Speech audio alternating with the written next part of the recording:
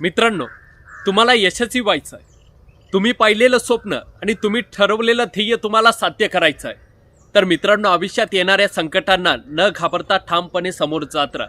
येणाऱ्या प्रत्येक संकटाकडे डोळे वटारून बघण्याचं धाडस तुमच्या मनामध्ये त्या ठिकाणी असायला हवं.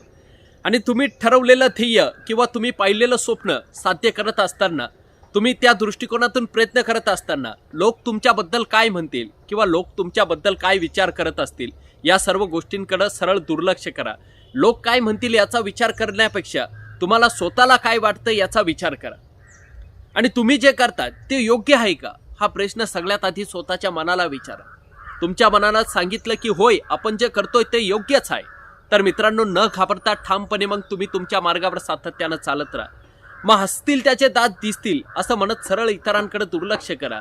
हत्ती चले बाजार तो भुकणे वाले भुके हजार असं म्हणत इतरांकडे दुर्लक्ष करा आणि स्वतःच्या मार्गावर सातत्यानं चालत राहा. एके दिवशी तुम्ही निश्चित यशस्वी होणार एवढंच या ठिकाणी सांगतो आणि थांबतो.